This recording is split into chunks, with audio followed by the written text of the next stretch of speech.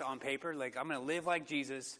But the reality, especially when we say it this way, when we say we're going to love, do good, bless, and pray, right? That seems so godly and so easy, I guess, in a sense. But then when he finishes those phrases in Luke chapter 6, he says, but he says to love your enemies, do good to those that hate you, bless those that curse you, and pray for those that mistreat you. And so when you bring it to that level, it makes it a whole lot more difficult, right? And so we've been talking about living like Jesus, and today we're going to focus on blessing people. And so just to kind of understand what we mean by that, last week we talked about doing good and just being known as a do-gooder, right? That you're when there's opportunity to do good, that you're going to step into those difficult spots maybe, or just doing good for the benefit of others. And what happens a lot of times, we use the phrase that no good deed goes unpunished, and that's what takes place, right? So you do something nice for somebody, and they get offended, or they don't like it, and then you think, well, I'm never going to do anything good again, right? At least I do. I don't know about you, but I'm just like, fine, I'm not going to do it ever again. And I won't do it for them especially. And so what really the challenge is to be faithful, and even when someone doesn't appreciate it, that we do good anyway. Because we know that the Lord will bless that, and that's what Jesus is really stretching us and challenging us to go beyond what's comfortable. When you say love your enemies, that's not just, a lot of times it's not the lady that kind of bothers you, your neighbor that kind of bothers you. It's not that person. I had a neighbor one time that they weren't home on Saturdays usually, so that's what I did, was outside in the backyard. But every other day, if I was back there, man, they were there and they'd complain about something I did, or they do something. That's not your enemy. They can be enemy-ish. That's really just your neighbor. That's just beyond. An enemy is somebody that wants to hurt or harm you. And Jesus said, hey, that's where you want to live differently. You want to live like Jesus. That's where I'm talking about. And in the context of where we live in today, right now is a season of it's uncertainty and anxiety. And so we want to be those that do good and then bless those that curse us. And really, that's really it. And so what happens when you start blessing people? And what we want to kind of get, so doing good is by the actions. Doing good is seen through your actions, where blessing somebody that curse you is often by your reaction. So when I do something good for someone, that's my actions, right? I'm going to consciously think to do that. But what about when something happens to you, someone curses you, someone does something, how you react really matters, right? That's what he's saying. He's like, I'm going to bless those that, my reaction is going to bless those that are really trying to curse me or harm me. Good way to kind of picture this as we kind of started into this idea is it's kind of road rage. We've all kind of experienced that, at least to a degree, right? Just have somebody honk at you when you're driving, right? Like they honk at you and they give you the one finger wave. There's a sense of rage comes out. At least it does for me, right? A sense of rage comes out. So one time I was driving through an intersection, and this lady happened to, she hit her horn while we're in the middle of the intersection. We were driving together, and she thought that the lanes ended, and she wasn't going to back off. They didn't. They kept going through the intersection. Well, she lays on her horn halfway through the intersection, which scared me to death, let's be honest. Just scared me to death and infuriated me at the same time. So I'm scared and very angry. So my reaction, this shows you how I have areas to grow or room to grow, is I actually hit my horn. It wasn't the 1 second beep or the 2 second beep beep. It's it's like 8 seconds right on her rear end. Very angry. And my wife was like, Sean. So the kids in the car, they see you blow up, and that's who really gets to witness this. And then my wife's like, Sean, it's a mom with kids. I had to kind of be settled down, but that's a reaction. That's how you action, and that's really where he's saying, how do you handle or relate to or deal with those that curse you, those that try to hurt you, those that try to that affect your life, that say something. Just have somebody post something negative about you on social media, or say something to one of your friends, or that hurts. And there's a part of you, at least for me, there's a part that you kind of take note of that, right? You're like, okay, I remember that, Just wait. One day you're going to need me This is what you're going to need me one day, and I'm gonna watch you suffer. That's the idea. So, but Jesus is telling us he's gonna challenge us in that, okay? And so do good is seen by your actions, and blessing others is seen by reaction. So, Jesus, in 1 Peter, this is what we talked about doing good last week, and really to kind of get an idea. When you start to do good, it doesn't feel good. It often the opposite happens when that takes place. So look what he says in 1 Peter chapter 2, verse 19. He says, "For this will be on the screen. It says, "For this is a gracious thing when mindful of God, one endures sorrow while suffering unjustly." So you suffer unjustly, you endure. The word endure comes up. "For what credit is it if when you sin and are beaten for it, you endure," right? So you do something stupid, you get in trouble, like you pay the consequences. That's not really enduring anything. You're like, yeah, you just paid for what you did, right? You just dealt with it. But if when you do good, so you do something good and suffer for it, you endure. So you do what's good, it's right, and now you suffer for it. This is gracious thing in the sight of God. So he's like, this is a gracious thing inside of God. And so the way God takes note of that is kind of how I read that. Like God notices what you do. Like, and again, this doesn't feel good, and it's not comfortable. It's very difficult to do good and get punished for it. But when we say live like Jesus, that's exactly what Jesus did, because he goes on and says, "For this you have been called." So not only does God expect that of us as believers, that we've been called to that. We're to do good no matter what people think of us, no matter what. We're to do right no matter what. We're to live like Jesus, and we're to do good to those that curse us. We're to bless those that curse us, and do good to those that want to hurt us or hate us. He says, you've been called because Christ also suffered for you. So as Christians, Jesus did the same thing, leaving you an example so that you might follow in his steps. So when you say, I want to live like Jesus, put on your big boy shoes, right? Your big boy pants, and you really understand what you're really willing to do when you do good and people don't like your goodness. Now, we don't like that. The world doesn't like that. We like vengeance, right? We like you do something mean to me, I do something mean to you. You do something mean to me, and it escalates, right? You outdo each other. We escalate it. Especially when it's personal, when it's somebody that knows you, and it's like, when it's like, say if it's a marriage issues or thing, like it can get nasty very quickly because it escalates, because you're hurt. It really hurts. So he says he committed no sin. So Jesus did no sin, neither was deceit found in his mouth. So he didn't do anything wrong. The most scandalous event ever in human history was that Jesus Christ was crucified on a cross. Was the most scandalous and most horrific crime that humanity's ever done, because he's absolutely innocent. There was no deceit found in his mouth. He was reviled, and he did not revile in return.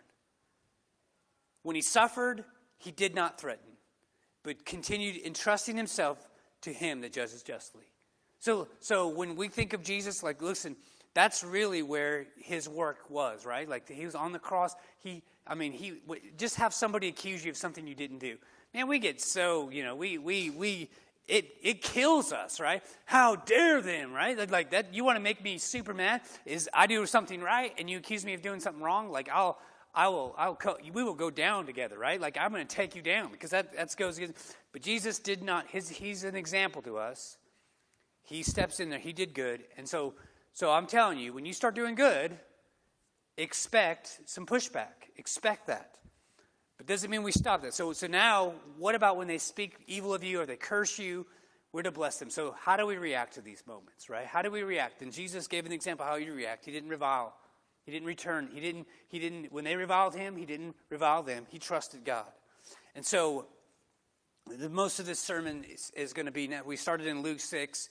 We went to 1 Peter chapter 2, and now we're in Romans chapter 12.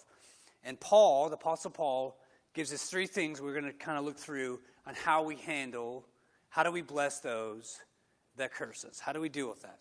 And so the first thing I think we need to kind of just agree on is you can't control what others do to you. You can't control what others do to you. But you can control how you react to others. Right? You can't make people do the right thing. Just try to make somebody do the right thing. Try to make somebody that owes you money pay you back, right? Try to make somebody that's done something wrong and say sorry, right? Try to make them to do it right. Well, if I was in that position, I would have done right, but you can't make them do right. So you got to control what you control. And I think a lot of times that's what causes us troubles, right? It's because I want them to behave a certain way, and I want to. But you can't control what others do, but you can control how you act. So he says, bless those that persecute you in verse 14 of chapter 12 of Romans. Bless those that persecute you. Bless and do not curse them. Rejoice with those that rejoice and weep with those that weep. So really what we want to think through is our posture in this. How do we deal with those that, we walk with them. We rejoice with them. We weep with them. It's really a matter of our posture. It's like, we expect people to do right, but if they don't do right, we're going to still love them anyway. And the reason why we do it, not because we're super awesome and we got it all put together, is because Jesus Christ loved me. So my source is not them. My source is Jesus. Jesus' source was not the people. It wasn't his reputation. It was God. He leaned on the Father during that time of crisis. As they endured him, he said, Father, forgive them. Right? They don't know what they're doing.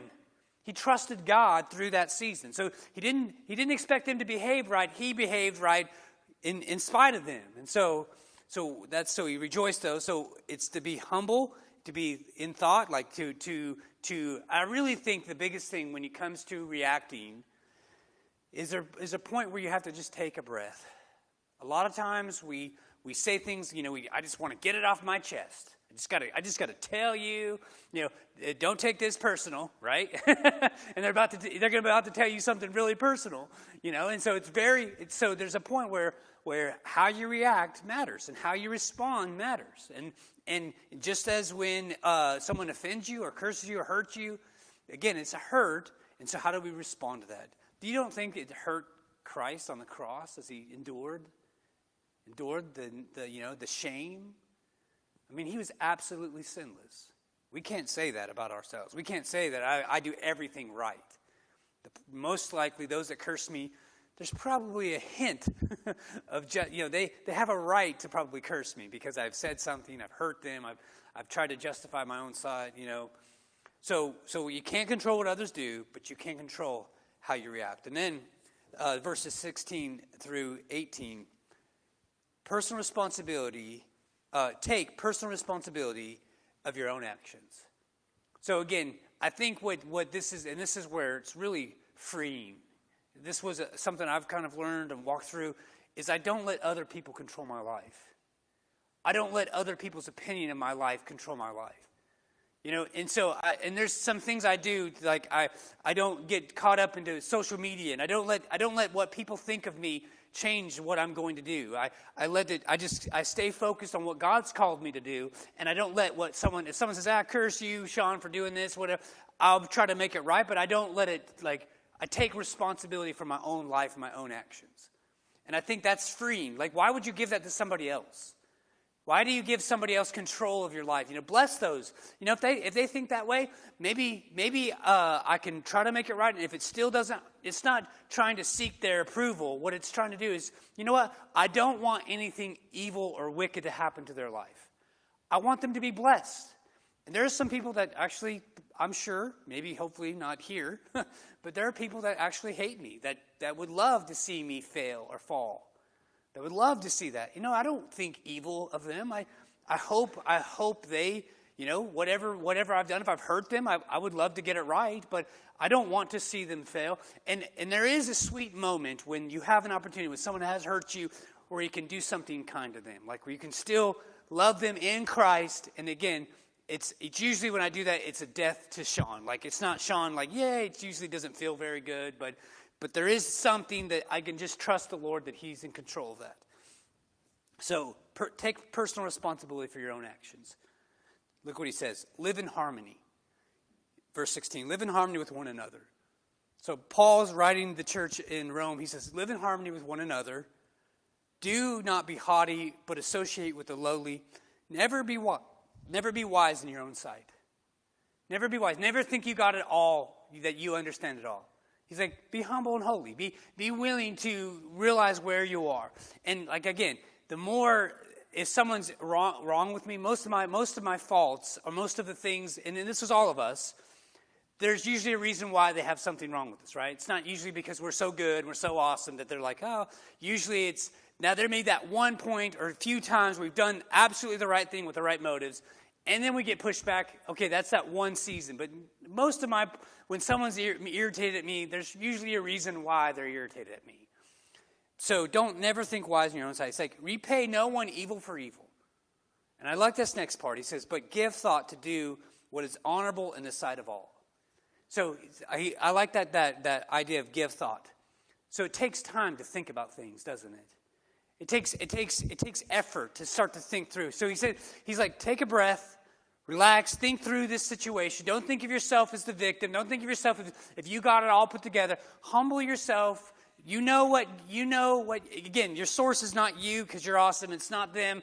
It's the Lord. So let the gospel preach back to your heart. And what the gospel realizes is that you're a sinner, that you need Jesus. And just humble yourself before God. Take that in. But then give thought. Start to think about how you might honor, what is honorable in the sight of all. What's the right thing to do? What's the right thing to do? And a lot of times I think in this kind of moment, you have to bring other people into the conversation, right? Because when your feelings are hurt, it's hard to see clearly. So it's good to have somebody else, some other people. That's where we at Living Hope, we want you to be known. We want you to walk alongside other people because a lot of times you don't think clearly when you're hurt, when someone says something mean. You know, you mama bears out there, just let me talk something about your kids. You just can't see nothing. Like, he's like, I'll kill you. Right? Not my kid. But there's a point, like, sometimes my kid is a naughty kid. You know, and so I have to, like, breathe that in. Okay, it's not personal. They have a growth area. And so there's that moment. It's good to give thought. I do like that. He's like, don't repay. He's like, repay no one evil for evil, but give thought. Give thought. And one way I think of this is, and maybe you have been in this experience where you'll be at the grocery store, you'll be online, and you'll see something that would bless somebody that's wronged you or cursed you. You're like, man, they would really love that. They could really use that. And usually it's a family member or a close friend or somebody, right? But you're like, man, I know they would really love that. What if you just went on and blessed them with it? You know, just no questions asked. You just went with it. Like, there's times where maybe there's advice or there's something they're going through, and you could just give them that information and bless them. You know, that's really what it is blessing them is when you have good opportunity to do good for someone that's cursed you, that your reaction isn't, I'm going to withhold this. No, I want the best for them. And maybe it is just when you hear good things about them or how they've been successful, that you rejoice with their success. Again, it's not easy, but that's what we're called to do. We're called to do. So then he says this, and I love this, if possible. So there are certain situations where it's very difficult, where you can't be at peace with people. So far as it depends on you. So from your perspective, notice you're taking responsibility. You're not blaming them. You're not saying, well, if they do this or that. You're like, nope, I'm not going to give over this control. I'm going to own what's mine. I'm going to let God deal with what's theirs. And he's like, it depends on you. Live peaceable with all. Live peaceably with all. You know, and a lot of times that happens in church life where someone will go to a church for a while and we love them and then they decide to go somewhere else. Like, they're not our enemy. You know, there's a part of you that it may be hurt or something, but it's not like, I'm out to get you, you know. It's like, okay, so how can I bless them in their decision? You know, how can I help them to be successful? Because maybe God has something better for them, and the body of believers that they go serve at is exactly where their gifting is needed. You know, and how can I help them? So that's one thing we try to do here. If someone says, hey, this church isn't where we want to walk with you and help you find where God wants you to be. We're for you. We want you to be connected in a body. And it doesn't have to be this body. We want you to be a part of somewhere. We want to connect you to somebody. We want to walk with you, even if it's not with us. And so that's the heart. So we see, so not only do we can't control what others do, but we can control how we react to others. And we take responsibility for our own actions. Right there is a win. And then you say, okay, what about the people that really hurt us? What about those people? Well, trust God to deliver justice. Just trust God. Like there's a point where it's like, you know what? That's not my department. I don't worry about it. It's God, you take care of it. Look what he says. Behold, our beloved, he's like, beloved, never avenge yourselves, but leave it to the wrath of God. For it is written, vengeance is mine, saith the Sean, right? No. Says the Lord. Vengeance is mine, says the Lord. So the Lord says, hey, I got you. So just again, like the mama bear idea, look, if you start messing with my kids or my wife's going to come, she's going to take care of my kids, right? I'm going to defend my kids. Like there's a point where you can get after them, but there's still a point where it's like, okay, whoa, that's enough. They got it, you know? And so I think that's really how God sees us. So God knows what he does, because if he sees you doing good and people are mistreating you, he sees that. He says that. It's gracious in God's sight. He sees that. He knows what you're facing. He knows that you're doing right. And I know as we see it, his heart is for you. And he's going to bless you in that. It may grow you, but he's going to bless that. He's going to use that for his glory and your good. It says, to the contrary, so what our responsibility is not to have vengeance, but it's he says, if your enemy is hungry, feed him. Feed him. If he is thirsty, give him something to drink. So if say it's a business partner that's wronged you, there'll probably be an opportunity where you could do something good for them. It's moving into those if it's maybe it's an ex-spouse that you have some harsh experiences with. Maybe it's an opportunity. Again, it says, give them something to drink. For so by doing, you will heap burning coals on his head. So the idea isn't like to hurt them, but it's actually being a blessing to them. And really the heart of this is that you are losing so that they win. It's like, oh, that's so, because really the desire is for them to know God. It's not to be right with you, it's to be right with God. And so that's the big win. And so I love verse 21. It says, do not be overcome by evil, but overcome evil with good. So our job, our actions are to do good. Our response is to bless those. That's what God's asked for us to do.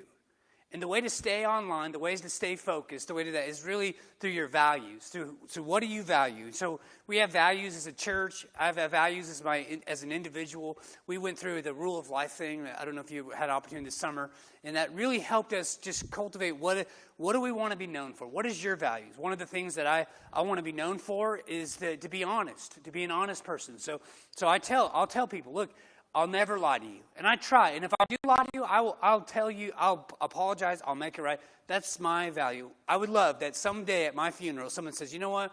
Sean said some hard things to me, but he never lied to me. He never lied to me. He always did what was right. One of my values is to be honest, to have a sense of humor. Do you think I always have a joke or something? Is to just be, when I think of my life as an old man, as I'm aging, right before your eyes, I'm aging. I'm like a fine wine, right? but I want to have a sense of humor. I want to enjoy life. I want to enjoy the journey God has put in my life. And so those are some things, some of the values that I have personally. As a church, we want to be known as a church that loves children. We want to be known as a church. That's why we have all the bags over here for our children so that they can be blessed. All the kids that were part of Hope Kids, we want to bless them. We work on that to be blessed. And so you say, why does this matter with how we bless people? Because it helps you stay focused and helps you stay on mission for what is. Because what happens when you get cursed, when you get, it really just discourages you. It gets you kind of off track. And there are moments where you can lose mission and forget what God's called you to do. We have one job. We have one goal, and that's to see as many people know the joy and the love of Jesus. So we have a job to do, and the enemy would love to distract you or discourage you or get you off track. So that's where I think this is where an opportunity to just stay online. So that's why I really want to kind of think through, just remind you of our vision, our values at Living Hope Church. So if we keep doing good for our community, there's going to be people in our community that will at one point curse us. They'll say, Living Hope, they just want it for themselves or whatever. They just do it for this. They'll curse us. And so we want to stay focused and look, so if it's okay if they curse, it's fine. We're going to bless them anyway. We're going to love them anyway. We're going to do what's right anyway. And so we want to minister to children to reach families. My heart, this season of ministry has been super hard on me personally. Because we haven't seen all the kids that we want to see. We haven't been able to do some of the activities, but thankfully we're about to do some new things. We got some things on the schedule. We're going to push through this season so that we can reach and we can walk with families. People are hurting. People are struggling. We want to be on mission for that. We also want to reach the unchurched and dechurched. We want to make sure that people that are far from God will have an opportunity to hear the gospel in a clear way, and so that they would respond and be encouraged. And we want to be our hands. We want to serve the community. So we want to listen. There's going to be some great opportunities coming up with the fire season that happen. And so our values and our mission and our values is we're going to serve the community. We're going to find what the community wants. And we're going to step into those spaces and try to be a blessing to them. And then for our head or our strategy, we want to be servant. We want to help develop servant leadership.